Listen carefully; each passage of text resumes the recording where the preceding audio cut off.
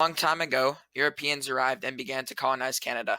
They brought along their food, culture, and language. However, they disregarded the natives' culture and language as they began to enforce their beliefs and languages upon the Indigenous peoples who were living on their land that they claimed.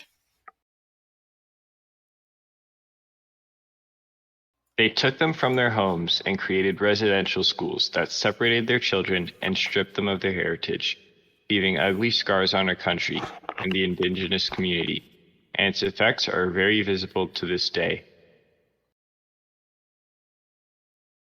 Indigenous people were deprived of traditional ways to earn a living and denied opportunities to develop new resource enterprises.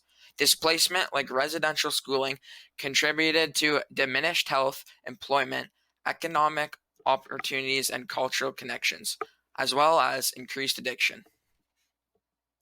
In 2016, Indigenous people only represented about 5% of the Canadian population, a fairly small percentage of the population considering that they were the native people of our land.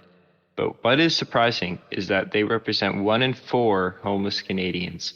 That means that 1 in 8 Indigenous Canadians experience homelessness. Why is this? What do you think about when someone says homelessness? Living on the streets, begging for spare change, holding up a cardboard sign? Well, that's not wrong, but it's much more than just that. The term homelessness can mean different things. Homelessness can be a variety of situations that amount to inadequate, unaffordable, or unstable housing. People are considered homeless when they have no housing, are living in emergency shelters, are at high risk of losing their housing, are living in unsafe or substandard living conditions. You will find a lot of these extremely poor conditions on reserves, and that's why the percentage of homelessness is so high for the Indigenous.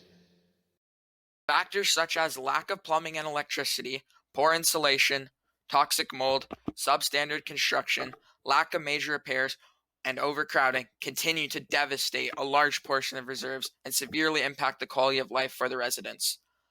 A lot of them may have a place to sleep, but these living conditions are nowhere close to adequate. Worst of all, some Indigenous communities in Canada still have to boil their water just for it to be safe for drinking. These people have been neglected so much that they do not even have access to basic human needs. Could you imagine not having clean drinking water straight from your tap?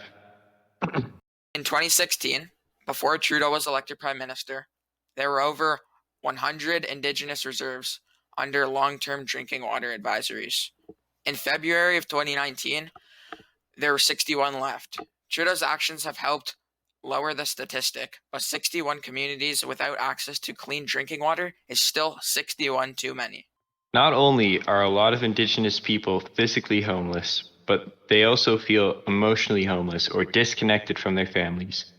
Professor Jesse Thistle of York University says from an Indigenous perspective, our homelessness is really about a disconnection from healthy relationships over time due to colonial interruption. This quote is significant because Jesse Thistle has first-hand experience and passion as an Indigenous person who used to be homeless himself, further adding to his credibility. He has gone through multiple hardships and has taken his success to help better educate us about what the Indigenous people go through.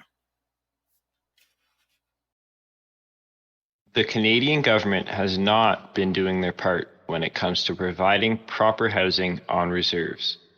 For years, the government has been ignoring the needs and requests of the Indigenous community.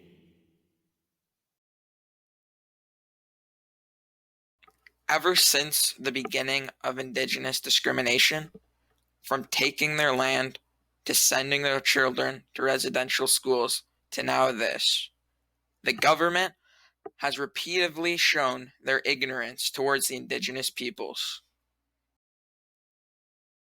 An example of this is the Attawapiskat housing crisis.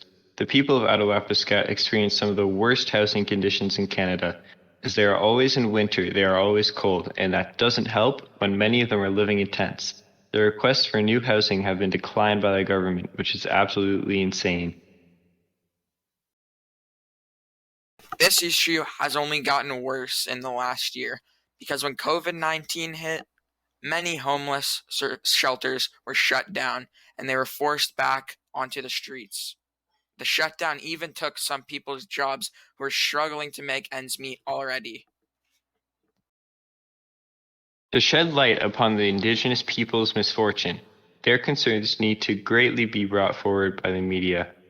Word needs to be spread of their terrible living conditions, and schools need to focus more attention on the effects of what exactly residential schools have done to generations of victims. If you think that there is nothing you can do about it, then you're wrong. There are many different programs and organizations that are actively making a difference in the lives of many Indigenous homeless people, such as Summit Housing and outreach programs, Shifra Homes Incorporated, and Good Shepherd Ministries, just to name a few in the GTA. From birth, Indigenous people start at rock bottom in society. Biases, discrimination, and systematic racism has caused the Indigenous peoples to be cast aside from our society, making it extremely hard for them to find stable jobs and sufficient housing.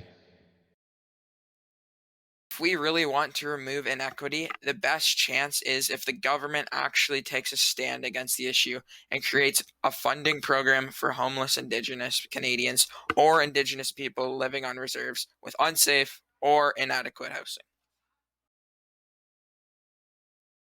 In conclusion, the roots of Indigenous homelessness come from the centuries of discrimination that they have experienced. In order to heal the wounds we caused, we as a country need to be honest with ourselves and our past to reconcile with the Indigenous community. We as a country need to do a better job of accepting their culture and way of life. When we come together, we can make Canada a better place.